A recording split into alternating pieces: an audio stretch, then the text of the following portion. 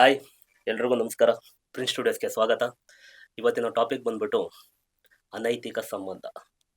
ಇವತ್ತಿನ ನಮ್ಮ ಜನತೆಗಳ ನಡುವೆ ನಡೀತಾ ಇರೋ ಒಂದು ಅನೈತಿಕ ಸಂಬಂಧಗಳು, ತುಂಬ ಅಫೇರ್ಸ್‌ಗಳೆಲ್ಲ ಇದು ಮಾಡಿ ತುಂಬ ಪ್ರಾಬ್ಲಮ್ ಅನುಭವಿಸ್ತಾ ಇದ್ದಾರೆ. ಅದ್ರ ಬಗ್ಗೆ ಕ್ಲಾರಿಟಿ ಕೊಡೋಕೆ ಬಂದಿದ್ದಾರೆ ಶ್ರೀಯುತ ಚಿತ್ತಚೇತನ್ ಗುರೂಜಿಯವರು. ಬನ್ನಿ ಅವ್ರ ಕಾರ್ಯಕ್ರಮಕ್ಕೆ ವೆಲ್ಕಮ್ ಮಾಡೋಣ. Sir, welcome to the show. ನಮಸ್ತೆ, ಭಾಳ ಸಂತೋಷ. ಸೊ ಮೊದಲನೇದಾಗಿ ಪ್ರಾರ್ಥನೆಯೊಂದಿಗೆ ಶುರು ಮಾಡಿಬಿಡ್ತೀನಿ. ಸರ್ವಂ ಧರ್ಮರತ್ನಾಕರ ಜಗನ್ನಾಥ ಭೈರವ ಗುರ ಗುರುಪಾದ ಕೇಳ್ಬೋದು. ಗುರುಗಳೇ, ಹೇಗಿದ್ದೀರಾ? Super, very much. ಬಹಳ ಧನ್ಯವಾದಗಳು, ಸಂತೋಷ ಆಯಿತು. ನಿಜವಲ್ಲೂ ನಮಗೂ ತುಂಬ ಸಂತೋಷ ಆಯಿತು. ಈ ತುಂಬ ಕಡೆ ನಾವು ನೋಡಿದ್ದೀವಿ, ಟಿವಿಗಳಲ್ಲಿ ನೋಡಿದ್ದೀವಿ, ತುಂಬ ನಾವೇ ಕಣ್ಣಾರೆ ಸುಧಾ ನಾವು ನೋಡ್ತಾ ಇದ್ದೀವಿ ಇವತ್ತಿನ ಇದರಲ್ಲಿ. ಹೌದು. ಅನೈತಿಕ ಸಂಬಂಧ ಹ್ಮ್. ಏನ್ ಗುರುಗಳೇ ಇದು ಅನೈತಿಕ ಸಂಬಂಧ? ಬಹಳ ಮುಖ್ಯವಾದಂತಹ ಸಬ್ಜೆಕ್ಟ್ ಇದು. ಹೌದು. ಆದ್ರಿಂದ ಎಲ್ಲರೂ ತಿಳ್ಕೊಳ್ಳೇಬೇಕಾದಂಥ ವಿಚಾರ. ಹೌದು. ಈ ಕೆಲವ್ರ ಮೈಂಡಲ್ಲಿ ಕಾಮ ಅಂದರೆ ಅದೊಂದು ಕೆಟ್ಟದ್ದು, ಅಸಹ್ಯ, ಅದೊಂಥರ ವಿಚಿತ್ರವಾಗಿರೋದು, ಅದನ್ನ ಒಂಥರ ಮೂಲೆ ಗುಂಪು ಮಾಡಿಬಿಟ್ಟಿದ್ದಾರೆ. ಅದ್ರ ಪರಮಸತ್ಯ ಏನು ಅಂತಂದ್ರೆ ಅದಿಲ್ಲದೆ ಜಗತ್ತೇ ನಡೆಯೋದಿಲ್ಲ, ಹೌದು. ಸಾಧ್ಯವೇ ಇಲ್ಲ. ಆದ್ರೆ ಅದನ್ನ ಎಲ್ಲೋ ಒಂದ್ ಕಡೆ ಮೂಲೆ ಗುಂಪು ಮಾಡಿಬಿಟ್ಟಿದ್ದಾರೆ. ಅದ್ರ ಬಗ್ಗೆ ಸಂಪೂರ್ಣವಾದ ಅರಿವು ಮನುಷ್ಯನಿಗೆ ಇಲ್ಲದೆ ಇರೋದ್ರಿಂದ ಈ ರೀತಿ ಎಲ್ಲ ಕ್ರಿಯೆಗಳು ನಡೀತವೆ. ಈಗ ಅನೈತಿಕ ಸಂಬಂಧ ಯಾಕೆ? ನಾಗರಿಕರು, ಅನಾಗರಿಕರು. ಯಾರು ಅನಾಗರಿಕರು? ಕಾಡಲ್ಲಿ ಇರ್ತಾರೆ ಪಾಪ, ಅವ್ರಿಗೆ ಗೊತ್ತಿಲ್ಲ, ಬಟ್ಟೆ ಹಾಕೊಳ್ಳೋದು ಗೊತ್ತಿಲ್ಲ, ಗಾಡಿ ನಮ್ಮ ಥರ ನಾವೆಲ್ಲ ನಾಗರಿಕರು ಅಂತ ಹೇಳ್ಕೊಳ್ತೀರಿ. ಅವ್ರು ಯಾರು? ಅನಾಗರಿಕರು. ಪಾಪ ಅವ್ರಿಗೇನು ಗೊತ್ತಿಲ್ಲ. ಈಗ ಅನೈತಿಕ, ಅದರದ್ದು ವಿರುದ್ಧವಾದ ಪದ ಏನು? ನೈತಿಕತೆ. ನೈತಿಕ ಸಂಬಂಧ, ಅನೈತಿಕ ಸಂಬಂಧ. ಅನೈತಿಕ ಸಂಬಂಧ ಯಾಕೆ ಮಾಡ್ತಾರೆ? ಈಗ ನಾಗರಿಕರು, ಅನಾಗರಿಕರು. ಯಾಕೆ ಅನಾಗರಿಕರು? ಅವರು ಗೊತ್ತಿಲ್ಲ, ಅದಕ್ಕೆ ಅನಾಗರಿಕರು. ನೈತಿಕತೆ ಯಾರು ತಿಳ್ಕೊಂಡಿರ್ತಾರೆ ಅವ್ರು ನೈತಿಕ ಸಂಬಂಧದಲ್ಲಿರ್ತಾರೆ. ಯಾರಿಗೆ ಇದು ನೈತಿಕತೆ ಗೊತ್ತಿಲ್ಲ ಇವರೆಲ್ಲ ಅನೈತಿಕ ಸಂಬಂಧದಲ್ಲಿ ಇರ್ತಾರೆ. ಮೊದಲು ಇದನ್ನ ತಿಳ್ಕೊಳ್ಬೇಕಂದ್ರೆ ನನಗೆ ಗೊತ್ತಾ ಗೊತ್ತಿಲ್ವಾ? ಗೊತ್ತಿದ್ರೆ ನಾನು ಸರಿಯಾದ ಹೆಜ್ಜೆಗಳನ್ನು ಇಡ್ತಾ ಇರ್ತೀನಿ, ಗೊತ್ತಿಲ್ಲ ಅಂದ್ರೆ ನಾನು ತಪ್ಪು ಹೆಜ್ಜೆಗಳನ್ನು ಇಡ್ತಾ ಇರ್ತೀನಿ. ಈ ತಪ್ಪುಗೆ ಮೊದಲವಾಗಿ ನಮಗೆ 3 ರೀತಿ ಬದುಕಿದೆ. ಒಂದು ವೈಯಕ್ತಿಕ, ಅಂದ್ರೆ ನನಗೋಸ್ಕರ ನಾನು ಬದುಕುವಂಥದ್ದು. ನನಗೋಸ್ಕರ ನಾನು ಇನ್ನೊಬ್ಬನ ಬೇಕಾದ್ರೂ ಸಾಯಿಸ್ಬಿಡ್ತೀನಿ, ಮನೆ ಕುಟುಂಬನ ತ್ಯಜಿಸ್ಬಿಡ್ತೀನಿ. ಅಪ್ಪಂಗೆ ಹೊಡೆದ್ಬಿಟ್ಟೆ, ಅಮ್ಮಂಗೆ ಹೊಡೆದ್ಬಿಟ್ಟೆ, ಹೆಂಡತಿ ಮಕ್ಕಳಿಗೆಲ್ಲ ಹೊಡೆದ್ಬಿಟ್ಟೆ. ನನ್ನ ಖುಷಿ ಬೇಕಷ್ಟೇ, ನಾನು ಕುಡಿಬೇಕು, ಚೆನ್ನಾಗಿ ನನಗೆ ಹೆಂಗ್ ಬೇಕು ಸ್ವತಂತ್ರವಾಗಿರ್ಬೇಕು. ಮತ್ತೊಬ್ರು ಕೌಟುಂಬಿಕವಾಗಿ ಬದುಕ್ತಾರೆ, ಅಂದ್ರೆ ತನ್ನನ್ನು ತಾನು ತ್ಯಜಿಸ್ಕೊಂಡು ಪ್ರಾಣ ಕೊಡೋಕ್ಕೂ ಸಿದ್ಧ, ಬಟ್ ಗಂಡ ಹೆಂಡತಿ ಮಕ್ಕಳು ಅಪ್ಪ ಅಮ್ಮ ಇವ್ರಿಗೋಸ್ಕರ ಬದುಕುವಂಥವ್ರು ಕೆಲವರು. ವೈಯಕ್ತಿಕವಾಗಿ ಬದುಕೋರು ಅಂತ ಒಂದಷ್ಟು ಜನ, ಕೌಟುಂಬಿಕ. ಇನ್ನೊಬ್ರು ಸಾಮಾಜಿಕವಾಗಿ ಬದುಕುವಂಥವ್ರು. ಉದಾಹರಣೆಗೆ ನರೇಂದ್ರ ಮೋದಿ, ಅಟಲ್ ಬಿಹಾರಿ ವಾಜಪೇಯಿ, APJ ಅಬ್ದುಲ್ ಕಲಾಂ. ಅವ್ರಿಗೂ ಕುಟುಂಬ ಇದೆ, ಎಲ್ಲವೂ ಇದೆ. ಬಟ್ ಅವರು ಯಾತಕ್ಕೋಸ್ಕರ ಬದುಕಿದ್ರು? ಸಮಾಜಕ್ಕೋಸ್ಕರ ಏನೋ ಒಂದು ಕೊಡುಗೆಯನ್ನ ಕೊಡಬೇಕು, ಸೊ ಏನೋ ಒಂದು ಸೇವೆಯನ್ನ ಮಾಡಬೇಕು ಅಂತ ಹೇಳಿ ಈ ರೀತಿ 3 ವರ್ಗದ ಜನಗಳಿರ್ತಾರೆ. ಈ 3 ವರ್ಗದ ಜನಗಳಲ್ಲಿ ಈ ಅನೈತಿಕ ಸಂಬಂಧ ಇದು ವೈಯಕ್ತಿಕವಾಗಿ ಬರ್ತದೆ. ಇದು ವೈಯಕ್ತಿಕವಾಗಿ ಬರ್ತದೆ, ಕೌಟುಂಬಿಕವಾಗಿ ಬರೋದಿಲ್ಲ. ಆ ಆ ಕಾಮದ ಸ್ವರೂಪ ಮೊದಲು ಇದನ್ನ ತಿಳ್ಕೊಂಬಿಡೋಣ. ಒಂದೊಂದಾಗಿ ಬಿಡಿಸಿ ಹೇಳ್ತೀನಿ. ನಿಮ್ಗೆ ಏನೇ ಪ್ರಶ್ನೆಗಳಿದ್ರು ಮುಕ್ತವಾಗಿ ಕೇಳಿ. ಕೆಲವರು ಗುರುಗಳು ಇದ್ರ ಬಗ್ಗೆ, ಕಾಮದ ಬಗ್ಗೆ ಮಾತಾಡೋದಕ್ಕೆ ಇಷ್ಟಪಡೋದಿಲ್ಲ. ನಾನು ಕಾಮನ ವಲ್ಗರಾಗಿ ಮಾತಾಡ್ತಾ ಇಲ್ಲ, ಇರೋ ಸತ್ಯಗಳನ್ನ ನಿಮ್ಮ ಮುಂದೆ ಬಿಚ್ಚಿಡ್ತಾ ಹೋಗ್ತಾ ಇರ್ತೀನಿ ಅಷ್ಟೆ. ಅಂದ್ರೆ ಎಳೆಯಾಗಿ ಪದರವಾಗಿ ಅದು ಬಿಚ್ಚಿಟ್ರೆ ಅದು ಏನು ಅನ್ನೋದು ಗೊತ್ತಾಗುತ್ತೆ. ಮೊದಲನೇದಾಗಿ ಕಾಮದಲ್ಲಿ 3 ಭಾಗ. ಇದನ್ನ ಒಬ್ಬರಿಗೆ ಅತಿಕಾಮಿ ಅಂತ ಕರೀತಾರೆ. ಚೆನ್ನಾಗಿ ಅರ್ಥ ಮಾಡ್ಕೊಳ್ಳಿ. ಅತಿಕಾಮಿ, ಇನ್ನೊಬ್ಬ ಮಿತಕಾಮಿ, ಮತ್ತೊಬ್ಬ ಅಲ್ಪಕಾಮಿ. ಇದನ್ನ ಬಿಡಿಸಿ ಹೇಳಬೇಕು ಅಂದ್ರೆ, ಒಂದು ದಿನಕ್ಕೆ 1 ಸಲ ಅಥವಾ 2 ಸಲ ಸಂಭೋಗವನ್ನ ಮಾಡೋರಿಗೆ ಇವ್ರಿಗೆ ನಾವು ಅತಿಕಾಮಿ ಅಂತ ಕರಿಬಹುದು. ವಾರದಲ್ಲಿ 1 ಸಲ 2 ಸಲ ಸೊ ಸೇರೋದಕ್ಕೆ, ಅದಕ್ಕೆ ಅವ್ರಿಗೆ ಮಿತಕಾಮಿ ಅಂತ ಕರಿಬಹುದು. ತಿಂಗಳಲ್ಲಿ 1 ಸಲ 2 ಸಲ ಇದಕ್ಕೆ ಅಲ್ಪಕಾಮಿ ಅಂತ ಕರಿಬಹುದು. ಇದು ಯಾರ್ಯಾರು ಈ ಹಂತಕ್ಕೆ ಬರ್ತಾರೆ, ಈಗ ನಾನು 2 ಚಪಾತಿ ಸಾಕು ನನಗೆ, ಬಟ್ ನಿಮ್ಗೆ 2 ಚಪಾತಿ ಸಾಲೋದಿಲ್ಲ. ನಿಮ್ಮ ಹೊಟ್ಟೆ ಸ್ವಲ್ಪ ದೊಡ್ಡದು, ಹಂಗಾಗಿ ಜಿಮ್ ಮಾಡೋರ್ಗೆ 10 ಚಪಾತಿ ತಿಂತಾರೆ. ಬಟ್ ಇಲ್ಲಿ ನನಗೆ 2 ಸಾಕು, ನಾನು 10 ತಿನ್ನಕ್ಕೆ ಸಾಧ್ಯವಿಲ್ಲ. ಜಿಮ್ ಮಾಡೋನಿಗೆ 2 ಸಾಕಾಗೋದಕ್ಕೆ ಸಾಧ್ಯವಿಲ್ಲ, ಅವನು 10 ತಿನ್ಲೇಬೇಕು. ಅದೇ ರೀತಿ ಅಲ್ಪಕಾಮಿ, ಮಿತಕಾಮಿ, ಸೊ ಅತಿಕಾಮಿ. ಇದು ಅವ್ರವ್ರ ಕೆಪಾಸಿಟಿ. ಇದರಲ್ಲಿ ಅದು ಪ್ರಾಕೃತಿಕವಾಗಿ ಅವ್ರ ದೇಹದ ಶಕ್ತಿ ಚೈತನ್ಯ ಎಷ್ಟಿದೆ ಆ ರೀತಿ. ಇದು ಮೊದಲನೇದು. ಅಂದ್ರೆ ನಾನು ಹೇಳೋದೆಲ್ಲವೂ ನಿಮ್ಗೆ ಅರ್ಥ ಆಗ್ಬೇಕಂದ್ರೆ ಇದನ್ನ ತಿಳ್ಕೊಳ್ಬೇಕು. ನಾನು ಯಾವ ಕ್ಯಾಟಗರಿಗೆ ಸೇರ್ತೀನಿ, ಯಾವ ವರ್ಗಕ್ಕೆ ಸೇರ್ತೀನಿ, ನನ್ನ ಮನಸ್ಥಿತಿ ಪರಿಸ್ಥಿತಿಗಳು ಹೇಗಿದೆ ಅದ್ರ ಮೇಲೆ. ಈ ಅನೈತಿಕ ಸಂಬಂಧಗಳು ಮಾಡೋದಕ್ಕೆ ಮೂಲವಾಗಿ ಗಂಡನ್ನ ನಾವು ಬ್ರಾಕೆಟ್ ಅಲ್ಲಿ ಏನು ಅಂತ ಕರಿತೀರಿ, ಇವನು ಕಾಮ. ಗಂಡು ಅಂದ್ರೇನೆ ಕಾಮ. ಹೆಣ್ಣು ಅಂದ್ರೇನು, ಇದು ಪ್ರೀತಿ. ಹೆಣ್ಣು ಅಂದ್ರೇನು ಪ್ರೀತಿ. ಬಟ್ ಇವನಿಗೆ ಕಾಮ, ಇವನಿಗೆ ಹೆಸರು ಕೊಟ್ಟಿದ್ದೀನಿ, ಹೆಣ್ಣಿಗೆ ಪ್ರೀತಿ ಅಂತ ಕೊಟ್ಟಿದ್ದೀನಿ. ಈ ಕಾಮ ಎಲ್ಲಿ ಸಿಗ್ತದೆ ಅಂದ್ರೆ ಇವನಿಗೆ ಹೆಣ್ಣತ್ರನೇ ಸಿಗೋದು, ಹೆಣ್ಣತ್ರನೇ ಸಿಗೋದು. ಬಟ್ ಇವಳಿಗೆ ಹೆಣ್ಣು ಕಾಮನೇ, ಆದ್ರೆ ಅವಳು ಪ್ರೀತಿನ ತೋರಿಸ್ತಾಳೆ.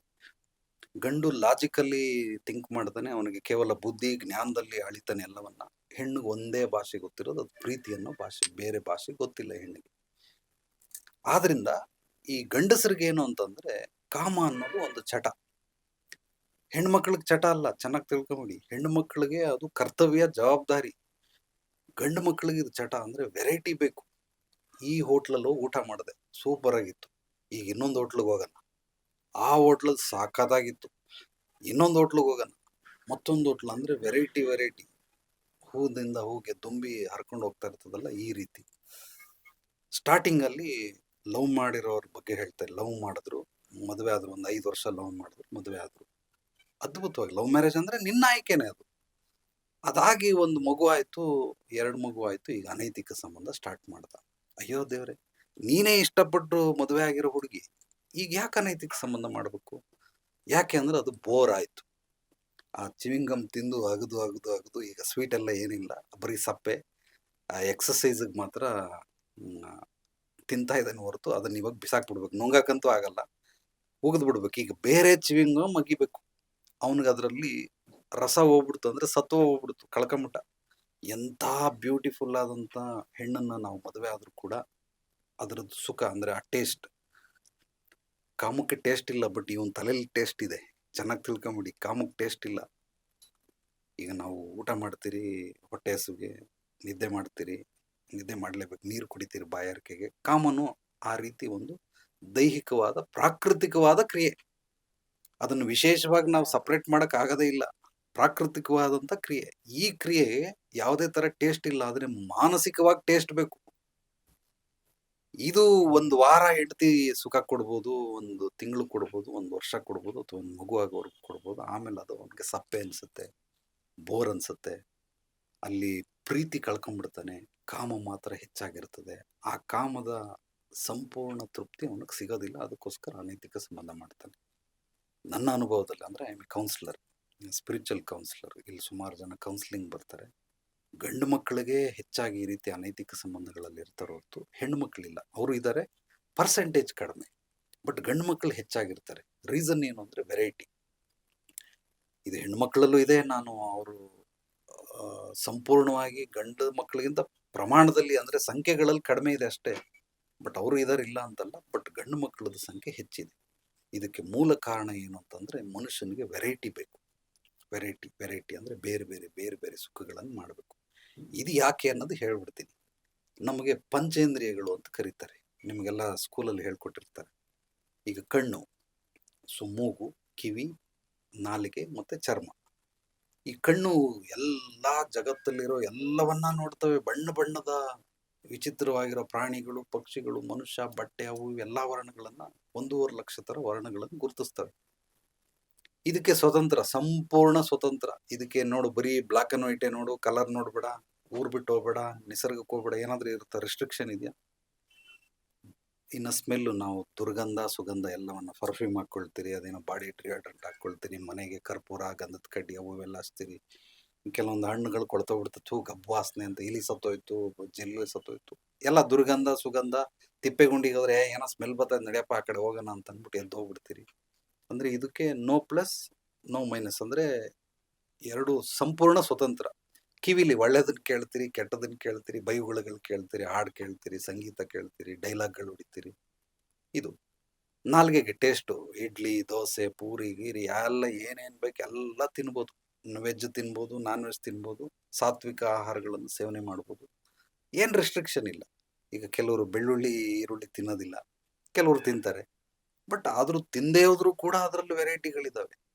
ಈ ಚರ್ಮ ಅಂತಿದೆಯಲ್ಲ, ಅಂದ್ರೆ ಸ್ಪರ್ಶ. ಈ ಸ್ಪರ್ಶದಲ್ಲಿ ಮೂಲವಾಗಿ ಕಾಮನ ಹೋಲಿಸ್ತಾರೆ. ಅಂದ್ರೆ ಸ್ಪರ್ಶ ಸುಖ ಏನು ಅಂದ್ರೆ ಕಾಮ. ಈ ಕಾಮಕ್ಕೆ ಎಲ್ಲ ಸ್ವತಂತ್ರಗಳನ್ನ ಕತ್ತರಿಸಿ ಒಂದು ಮಾತ್ರ, ಅದು ಕೇವಲ ಏಕಪತ್ನ ವ್ರತಸ್ಥನಾಗಿರು. ಅಂದ್ರೆ ಕಾಮದಲ್ಲಿ ಇದಕ್ಕೆ ರಿಸ್ಟ್ರಿಕ್ಷನ್ ಮಾಡ್ಬಿಟ್ಟವ್ರು. ಅಂದ್ರೆ 4 ಕುದುರೆಗಳನ್ನ ಬಿಟ್ಬಿಟ್ಟು ಕಾಡು ಕುದುರೆ ತರ ಇದೊಂದನ್ನ ಕಟ್ಟಾಕ್ಬಿಟ್ಟವ್ರು. ಹ್ಮ್ ಅನೈತಿಕ ಸಂಬಂಧ ಯಾಕೆ ಮಾಡ್ತಾರೆ ಅಂದ್ರಲ್ಲ, ಹ್ಮ್ ಈ ಕುದುರೆನ ಕಟ್ಟಾಕ್ಬಿಟ್ಟವ್ರೆ. ಅದು ಯಾರು ಕಟ್ಟಾಕಿದ್ದು? ನಿಸರ್ಗ ಕಟ್ಟಾಕಿಲ್ಲ. ನಿಸರ್ಗ ಯಾವತ್ತೂ ಯಾರಿಗೂ, ನಿಸರ್ಗದ ನಿಯಮ ಏನ್ ಗೊತ್ತಾ? ಸ್ವತಂತ್ರ. ನಿಸರ್ಗನ ನಾವು ಒಂದೇ ಮಾತಲ್ಲಿ ಇನ್ನೊಂದು ಅದಕ್ಕೆ ಪರ್ಯಾಯ ಪದ ಕೊಡಿ ಅಂತಂದ್ರೆ ಸ್ವತಂತ್ರ. ಅದು ನಮ್ಮೆಲ್ಲರಿಗೂ ಸ್ವತಂತ್ರ ಕೊಟ್ಟಿದೆ. ಮನುಷ್ಯ ಧರ್ಮದ ಚೌಕಟ್ಟಿನಲ್ಲಿ, ಶಾಸ್ತ್ರ ಸಂಪ್ರದಾಯಗಳ ಚೌಕಟ್ಟಿನಲ್ಲಿ, ಕಾನೂನು ರಹಿತವಾಗಿರುವಂತ ಕೆಲವೊಂದು ವಿಚಾರಗಳನ್ನ ಇದಕ್ಕೆ ಒಂದು ರಿಸ್ಟ್ರಿಕ್ಷನ್ ಮಾಡ್ಬಿಟ್ಟಿದೆ. ನಿಸರ್ಗ ನಮಗೆ ಸ್ವತಂತ್ರ ಕೊಟ್ಟಿದೆ, ಪ್ರತಿಯೊಬ್ಬ ಮನುಷ್ಯನಿಗೂ ಸ್ವತಂತ್ರ ಕೊಟ್ಟಿದೆ. ಮನುಷ್ಯ ಎಲ್ಲಿ ಬದುಕ್ತಾವನೆ? ಎಲ್ಲಿ ಬದುಕ್ತಾವ ಅಂದ್ರೆ ಭಾರತದಲ್ಲಿ ಬದುಕ್ತಾವನ, ವಿದೇಶದಲ್ಲಿ ಬದುಕ್ತಾವನ, ಒಂದೊಂದು ಕಂಟ್ರಿಲಿ ಒಂದೊಂದು ರೂಲ್ಸ್ ಇದಕ್ಕೆ. ಆದ್ರಿಂದ 4ಕ್ಕೆ ಕುದುರೆಗಳನ್ನ ಸಂಪೂರ್ಣವಾಗಿ ಸ್ವತಂತ್ರ ಕೊಟ್ಬಿಟ್ಟು ಈ 5ನೇ ಕುದುರೆ ಕಟ್ಟಾಕ್ಬಿಟ್ಟವನೆ. ಕಟ್ಟಾಕಿರೋದ್ರಿಂದ ಏನ್ ಮಾಡ್ತದ, ಅದು ಮನ್ಸನ್ ಕಟ್ಟಾಕಕ್ ಸಾಧ್ಯವೇ ಇಲ್ಲ. ವಾಡದು ಬಡದು. ನಾನು ನಿಮ್ಗೊಂದು ಎಕ್ಸಾಂಪಲ್ ಹೇಳ್ತೀನಿ. ಯಾರೋ ಒಬ್ಬ ಅನೈತಿಕ ಸಂಬಂಧ ಮಾಡ್ದ, ರೆಡ್ ಹ್ಯಾಂಡ್ನಾಗ ಸಿಗಾಕೊಂಬಿಟ್ಟ. ಹೆಂಡತಿ ಒಂದು ಪಂಚಾಯತಿನ ಸೇರಿಸ್ಬಿಟ್ಲು. ಅವ್ರ ಅಪ್ಪ ಅಮ್ಮ ಅತ್ತೆ ಮಾವ ಎಲ್ಲ ಬಂದು ಊರ್ನವ್ರಿಗೆಲ್ಲ ಟಾಮ್ ಹೊಡೆಸಿ ವಾಡದು ಬಡ್ದು ಚಾಟಿ ಕೊಟ್ಟು ಅವನಿಗೆ ಕೊನೆಗೆ ಇನ್ಮೇಲೆ ಮಾಡಲ್ಲ ಅಂದ್ಬಿಟ್ಟು ಹೆಂಡತಿ ಮೇಲೆ ಇದು ಸಾರಿ ಅಮ್ಮನ ಮೇಲೆ, ತಾಯಿ ಮೇಲೆ ಆಣೆ ಮಾಡಿ ಇನ್ಮೇಲೆ ಮಾಡಲ್ಲ ಅಂತ ಆಣೆ ಇಟ್ಟ. ಹೆಂಡತಿ ಮೇಲೆ ಇಟ್ಟ, ಮಗಳ ಮೇಲೂ ಆಣೆ ಮಾಡ್ಬಿಟ್ಟು ಇಟ್ಟ. ಮತ್ತೆ ಒಂದು 6 ತಿಂಗಳು 7 ತಿಂಗಳು ತಿರ್ಗಾ ಶುರು ಮಾಡ್ದ. ಒಂದು ಒಡೆದು ಬಡ್ದು ಎಲ್ಲ ಮಾಡ್ಬಿಟ್ಟವ್ರೆ. ಮತ್ತೇನ್ ಮಾಡಿದ್ರು, ತಿರ್ಗಾ ತಗೊಂಡೋಗ್ಬಿಟ್ಟು ಮನೇಲಿ ಕೂಡಾಕ್ಬಿಟ್ರು. ಈ ನನ್ ಮಗ ನಾಯಿ ಬಲ್ಲ ಡೊಂಕಿ ಅಂದ್ಬಿಟ್ಟು ಕೂಡಾಕ್ಬಿಟ್ರು. ಇದು ಕೂಡಾಕದ ನಂತರ ಮತ್ತೆ ತಿರ್ಗಿ ಎಷ್ಟು ದಿವಸ ಕೂಡಾಕ್ತಾರೆ? 1 ವಾರ ಕೂಡಾಕ್ತೀರಾ, 1 ತಿಂಗಳು ಕೂಡಾಕ್ತೀರಾ, ಮತ್ತೆ ಹೊರಗಡೆ ಬಿಟ್ರು, ತಿರ್ಗಾ ಶುರು ಮಾಡ್ದ. ಅಂದ್ರೆ ಇದನ್ನ ನಿಮ್ ಕೈ ಕಟ್ಟಾಕ್ಬೋದೇ ಹೊರತು, ಕಾಲ್ ಕಟ್ಟಾಕ್ಬೋದೇ ಹೊರತು ಮನ್ಸನ್ನ ಹೆಂಗ್ ಕಟ್ಟಾಕ್ತೀರಾ? ಈಗ ಅವ್ನು ಹೋಗ್ತಾವನೆ ಅನ್ಬಿಟ್ಟು ಕೈ ಕಟ್ಟಾಕ್ಬಿಟ್ಟಿದ್ದೀರಾ. ಇದನ್ನ ಕಟ್ಟಾಕಿ ನೋಡೋಣ. ಅವನು ಇಲ್ಲಿ ಸ್ಥೂಲವಾಗಿ ಮಾಡದೆ ಹೋದ್ರು ಬಟ್ ಸೂಕ್ಷ್ಮವಾಗಿ ಯೋಚನೆ ಮಾಡ್ತಾವನೆ. ನಾನು ಎಲ್ಲೋಗಿದ್ದೀನಿ, ಏನ್ ಮಾಡ್ತಾ ಇದ್ದೀನಿ, ಯಾರ ಹತ್ರ ಇದ್ದೀನಿ. ಇದನ್ನ ಕಟ್ಟಾಕಕ್ ಸಾಧ್ಯವೇ ಇಲ್ಲ. ನೀನ್ ದೇಹನ ಕಟ್ಟಾಕಿದೆ ಬಟ್ ಮನಸ್ಸನ್ನ ಕಟ್ಟಾಕಕ್ ಆಗಲ್ಲ. ಅದೇ ರೀತಿ ಪಂಚೇಂದ್ರಿಯಗಳನ್ನು ಯಾವುದನ್ನು ಕಟ್ಟಾಕೋದಕ್ ಸಾಧ್ಯವೇ ಇಲ್ಲ. ಈ ಮದುವೆ ಅನ್ನೋ ಬಂಧನ, ರಾಮಚಂದ್ರನ ಕತೆ ರಾಮಾಯಣ ಏನಕ್ಕೆ ಬರೆದಿರೋದು ಅಂದ್ರೆ, ರಾಮ ಅಂದ್ರೆ ಏಕಪತ್ನಿ ವ್ರತಸ್ಥ. ನೀವ್ ಯಾರಾದ್ರೂ ಸಮಾಜದಲ್ಲಿ ಮದುವೆ ಆಗ್ಬೇಕು ಅಂದ್ರೆ ರಾಮ ಆಗಂಗಿದ್ರೆ ಮಾತ್ರ ಮದುವೆ ಆಗಿಲ್ಲ ಅಂದ್ರೆ ಮದುವೆ ಆಗ್ಬೇಡಿ. ಖಂಡಿತವಾಗ್ಲೂ ರಾಮ ಆಗಂಗಿದ್ರೆ ಮಾತ್ರ. ಇದೊಂದು ಅದ್ಭುತವಾದಂತ ಟಾಸ್ಕ್, ಬಹಳ ಕಷ್ಟವಾಗಿರುವಂತ ಟಾಸ್ಕ್. ಈಗ ಒಂದು ಉದಾಹರಣೆ, ಯಾರೋ ಒಬ್ರು ಪ್ರಾಮಿಸ್ ಮಾಡ್ಬಿಡ್ತಾರೆ, ನನ್ನ ಜೀವಿತಾವಧಿವರೆಗೂ ನಾನು ಮುದ್ದೆ ಒಂದ್ಬಿಟ್ಟು ಬೇರೆ ಏನು ತಿನ್ನೋದಿಲ್ಲ ಅಂತ. ಈಗ ಅವ್ನು ಪ್ರಾಮಿಸ್ ಮಾಡಿದ್ಮೇಲೆ ಏನ್ ಮಾಡ್ಬೇಕು? ಬರೀ ಜೀವನ ಪರ್ಯಂತ ಮುದ್ದೆನೇ ತಿಂತ ಹೋಗ್ಬೇಕು, ಬೇರೆ ತಿನ್ನಂಗಿಲ್ಲ. ಆಪ್ಷನ್ ಇದೆ ನಿನಗೆ, ಬಟ್ ಅವ್ನು ಪ್ರಾಮಿಸ್ ಮಾಡ್ಬಿಟ್ಟ, ಇನ್ಮೇಲೆ ನಾನು ಬರೀ ಮುದ್ದೆ ತಿಂತೀನಿ. ಬಟ್ ಮುದ್ದೆ ತಿನ್ಕೊಂಡು ಕೂಡ ಜೀವನ ಮಾಡ್ಬೋದು. ಅದೇ ರೀತಿ ನೀನು ಮದುವೆ ಆಗ್ತೀನಿ ಅಂದ್ರೆ ಏಕಪತ್ನಿ ವ್ರತಸ್ಥನಾಗಿರಂಗಿದ್ರೆ ಮದುವೆ ಆಗು, ಇಲ್ಲಾಂದ್ರೆ ನಿನಗೆ ಲಾಯಕ್ಕಿಲ್ಲ. ಈ ಮದುವೆ ಅನ್ನೋ ಸುಖ ತಾತ್ಕಾಲಿಕವಾದಂತಹ ದುಂದು ವೆಚ್ಚಗಳು. ಹುಡುಗ ಹುಡುಗಿ ನೋಡ್ತೀರಾ, ಮಾತಾಡ್ತೀರಾ, ಮದುವೆ ಮಾಡ್ತೀರಾ. ಎಷ್ಟು ತಿಂಗಳು ಅದ್ರದ್ದು, ಅದು ಜೀವ ಎಷ್ಟು ತಿಂಗಳು ಇರ್ತದೆ? ನೀವು ಜೀವಂತವಾಗಿರ್ತಾರೆ ಮನುಷ್ಯ, ಬಟ್ ಆ ಪ್ರೀತಿ, ಆ ಒಂದು ಕಾಮ ಎಷ್ಟು ದಿವಸ ಜೀವಂತವಾಗಿರ್ತದೆ? ಕೆಲವ್ರದ್ದು 3 ತಿಂಗಳಿಗೆ ಸತ್ತೋಗುತ್ತೆ, ಕೆಲವ್ರದ್ದು ವರ್ಷಕ್ಕೆ ಸತ್ತೋಗುತ್ತೆ, ಕೆಲವ್ರದ್ದು 3 ವರ್ಷಕ್ಕೆ ಸತ್ತೋಗುತ್ತೆ. ಇದೊಂದು ಟಾಸ್ಕ್ ಅನ್ನ ನೀನು ಜೀವನ ಪರ್ಯಂತ ನಾನು ಬರೀ ಮುದ್ದೆ ತಿನ್ಕೊಂಡೇ ಇರ್ತೀನಿ, ಅಥವಾ ರಾಮಚಂದ್ರನ್ ತರ ಕೇವಲ ಏಕಪತ್ನಿ ವ್ರತಸ್ಥನಾಗಿ ಇರ್ತೀನಿ ಅನ್ನೋರು ಯಾರು ಭಾಷೆಗಳನ್ನ ತಗೊಳ್ತಾರೆ, ಇಂಥವ್ರು ಬೇಕಾದ್ರೆ ಮಾಡ್ಬೋದು. ಆದ್ರೆ ಇದನ್ನ, ಈ ಪ್ರಾಮಿಸ್ ಅನ್ನ ಮಾಡಿಸೋದಿಲ್ಲ. ನಮ್ಮ ಭಾರತದಲ್ಲಿ ಮೂಲವಾಗಿ ಕಾಮದ ಬಗ್ಗೆ ಶಿಕ್ಷಣ ಝೀರೋ. ಶಿಕ್ಷಣ ವ್ಯವಸ್ಥೆ ಏನಿದೆ ಇದರಲ್ಲಿ ಮೂಲವಾಗಿ ಹಂತವಾಗಿ ಏನದು ಪ್ರೈಮರಿ ಸ್ಕೂಲು, ಆಮೇಲೆ ಮೊದಲು LKG UKG ನರ್ಸರಿ, ಅದಾದ್ಮೇಲೆ 5ನೇ ಕ್ಲಾಸ್ವರೆಗೂ 7ನೇ ಕ್ಲಾಸ್ವರೆಗೂ ಪ್ರೈಮರಿ ಸ್ಕೂಲ್, ಆಮೇಲೆ ಹೈಸ್ಕೂಲ್, ಆಮೇಲೆ ಕಾಲೇಜು. ಹೈಸ್ಕೂಲ್ಗೆ ಬಂದಿದ ತಕ್ಷಣನೇ ಅವ್ರಿಗೆಲ್ಲ ಹೇಳ್ಕೊಟ್ಬಿಡ್ಬೇಕು. ಬಟ್ ಹೇಳ್ಕೊಡಲ್ಲ. ಇದನ್ನೆಲ್ಲ ಮುಚ್ಚಿಟ್ಟು ದೊಡ್ಡವ್ರು ಏನ್ ಮಾಡಿದ್ರು, ಮುಚ್ಚಿಟ್ರೆ ಬೆಲೆ ಜಾಸ್ತಿ ಅಂತೆ. ಈ ಕಾಮನೆಲ್ಲ ಮುಚ್ಚಿಟ್ಬಿಟ್ರು. ಯಾರನ್ನು ಹೇಳಕ್ ಬಿಡ್ತಾ ಇರ್ಲಿಲ್ಲ, ಅದ್ರ ಬಗ್ಗೆ ಮಾತಾಡ್ತಾ ಇರ್ಲಿಲ್ಲ, ಅದ್ರ ಬಗ್ಗೆ ನಾಲೆಡ್ಜ್ ಇಲ್ಲ. ಎಲ್ಲ ಮುಚ್ಚಿಟ್ಟು ಏನ್ ಮಾಡಿದ್ರು, ಅದು ಒಂಥರ ಸೀಕ್ರೆಟ್ ಮೇಂಟೈನ್ ಆಗೋಯ್ತು. ಎಲ್ರಿಗೂ ಕುತೂಹಲ, ಏನೋ ಇದೆ ಅಂತ. ಈಗ ನಿಮ್ಗೆ ಹೇಳ್ತೀನಿ ನೋಡಪ್ಪ, ಡ್ರಾಯರ್ ತೆಗಿಬೇಡ, ಇದ್ರೊಳಗಡೆ ಏನೋ ಇಂಪಾರ್ಟೆಂಟ್ ಇದೆ. ಮನ್ಸು ಇರ್ತದ, ನಾನು ಆ ಕಡೆ ಹೋಗಿದ ತಕ್ಷಣ ತೆಗಿಲೇಬೇಕು.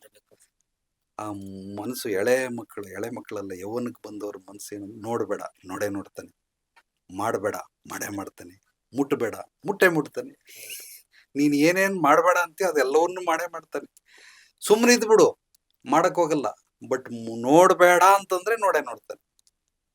ಅದೇ ರೀತಿನೇ ಇದೇನ್ ಮಾಡ್ತಾರೆ, ಈ ಸೈಕಲಾಜಿಕಲ್ ಪ್ರಕಾರ ಹೆಂಡತಿ ನೀನ್ ಅನೈತಿಕ ಸಂಬಂಧ ಮಾಡಬಾರ್ದು ಅಂತ ಹೇಳ್ತಾಳು, ಅವ್ನು ಮಾಡೇ ಮಾಡ್ತಾನೆ. ಅಥವಾ ಗಂಡ ಹೆಂಡತಿಗೆ ಹೇಳ್ತಾವ ನೀನ್ ಅನೈತಿಕ ಸಂಬಂಧ ಮಾಡಬೇಡ ಅಂತ, ಮಾಡೇ ಮಾಡ್ತಾಳೆ. ಮಾಡಬೇಡ ಅಂದ್ರೆ ಅಲ್ಲೇನೋ ಕುತೂಹಲ ಐತೆ ಅಂತ. ಅದಕ್ಕೋಸ್ಕರ ಅನೈತಿಕ ಸಂಬಂಧ ನಡೆಯೋದಕ್ಕೆ ಕಾರಣ ಏನು ಅಂತಂದ್ರೆ, ಒಂದೇ ವೆರೈಟಿ. ನನಗೆ ಇದ್ರಲ್ಲಿ ತೃಪ್ತಿ ಇಲ್ಲ, ಇದು ಬೇಕು. ಅದೆಷ್ಟು ದಿವಸ, 1 ತಿಂಗಳು, 2 ತಿಂಗಳು, 1 ವರ್ಷ. ಅದ್ರಲ್ಲಿ ತೃಪ್ತಿ ಇಲ್ಲ, ನಂಗೆ ಇನ್ನೊಂದು ಬೇಕು. ಅದ್ರಲ್ಲಿ ತೃಪ್ತಿ ಇಲ್ಲ, ಇನ್ನೊಂದು ಬೇಕು. ಈ ರೀತಿ ಆಗಿ ಗಂಡು ಮಕ್ಕಳು ಕೆಲವರು, ಹೆಣ್ಣು ಮಕ್ಕಳು ಕೆಲವರು. ದಯವಿಟ್ಟು ನಾನು ಹೇಳ್ತಾ ಇದ್ದೀನಿ, ನಿಮಗೆ ಮದುವೆ ಅನ್ನೋ ಬಂಧನಕ್ಕೆ ಇಳಿಯೋದಕ್ಕಿಂತ ಮುಂಚೆ ಅದೊಂದು ಮಹಾಸಾಗರ, ನಿಜವಾಗ್ಲೂ ಮಹಾಸಾಗರ. ಅದಕ್ಕೆ ಇಳಿಯೋದಕ್ಕಿಂತ ಮುಂಚೆ ಈ ಎಲ್ಲಾ ಸಿದ್ಧತೆಗಳನ್ನು ಮಾಡ್ಕೊಳ್ಳಿ. ಸಮಾಜದಲ್ಲಿ ಒಂದು ತಪ್ಪು ನಡೀತಾ ಇರೋದು ಏನು ಅಂತಂದ್ರೆ, ಅಗೈನ್ ಈ want to play the game, you know the rule. Game ಅರ್ಥ ಗೊತ್ತಿಲ್ಲ, ನಿಯಮಗಳು ಗೊತ್ತಿಲ್ಲ, ಇಳಿದು ಬಿಡ್ತಾರೆ. ತಾತ್ಕಾಲಿಕವಾಗಿ ಮದುವೆ ಮಾಡ್ಕೊಳ್ತಾರೆ. ಅಂದ್ರೆ ತಾತ್ಕಾಲಿಕ ಸುಖ, ತಾತ್ಕಾಲಿಕವಾದ ಸಂತೋಷ, ನಲಿವು ಅಷ್ಟೇ. ಶಾಶ್ವತವಾಗಿ ಥಿಂಕ್ ಮಾಡೋದಿಲ್ಲ. ಈಗ ನಮ್ಮ ತಂದೆಗೆ 97 ವರ್ಷ, 96, 97 ವರ್ಷ ಆಗಿದೆ. ನಮ್ಮಪ್ಪ ಮದುವೆಗೆ 67 ವರ್ಷ ಆಯ್ತು. ಇನ್ನೂ ಚೆನ್ನಾಗಿದ್ದಾರೆ. ಅಂದ್ರೆ ದಾಂಪತ್ಯ ಜೀವನ 67 ವರ್ಷ ಆದ್ರೂ ಬದುಕಿದ್ದಾರೆ. ಇದೇ ಹೆಚ್ಚು. ನಾವು ಅಷ್ಟು ವರ್ಷ ಬದುಕ್ತಿರೋ ಇಲ್ಲೋ ಗೊತ್ತಿಲ್ಲ. ಯಾಕಿದು ಇಷ್ಟೊಂದು ಲಾಂಗ್ ಟರ್ಮ್ ಅಲ್ಲಿ ನಡೀತು? ಸೊ ಸಮಾಜದಲ್ಲಿ ಏನು ಅಂದ್ರೆ, ಮನುಷ್ಯ ಮದುವೆ ಆಗ್ತಾನೆ, 1 ವರ್ಷ, 2 ವರ್ಷ, 3 ವರ್ಷ ಎಂಡ್ ಆಗ್ಬಿಡ್ತದೆ. ಯಾವಾಗ್ಲೂ ಲಾಂಗ್ ಟರ್ಮ್ ಅಂದ್ರೆ ದೂರಾಲೋಚನೆ. ಇದನ್ನ ಚೆನ್ನಾಗಿ ತಿಳ್ಕೊಳ್ಳಿ, ಮುಂದಾಲೋಚನೆ. ಅಥವಾ ಇದನ್ನ ದಿವ್ಯ ದೃಷ್ಟಿ ಅಂತ ಕರೀತಾರೆ. ನಾನು ಮದುವೆ ಆದ್ರೆ ಒಂದು 30 ವರ್ಷನಾದ್ರೂ ಹೆಂಡತಿ ಜೊತೆ ಇರ್ತೀನಿ, ಹೆಂಡತಿ ಮಕ್ಕಳು ಸಂಸಾರದಲ್ಲಿ ಇರ್ತೀನಿ. 40 ವರ್ಷ, 50 ವರ್ಷ ಇದ್ದಂಥವ್ರು ಇದ್ದಾರೆ. ಈ ಲಾಂಗ್ ಟರ್ಮ್ ಮೆಂಟಾಲಿಟಿ ಇಟ್ಕೊಂಡು ಫೀಲ್ಡ್ ಇಳಿಬೇಕೆ ಹೊರತು, ಇಲ್ಲ ಅಂದ್ರೆ ಫೀಲ್ಡ್ ಇಳಿಬಾರ್ದು. ಆದ್ರಿಂದ ಅನೈತಿಕ ಸಂಬಂಧ ಏನಕ್ಕೆ ಮಾಡ್ತಾರೆ ಅಂದ್ರೆ ಇದೆಲ್ಲ ವಿಚಾರಗಳು ತಿಳಿಸಿದ್ವಿ. ಓಕೆ.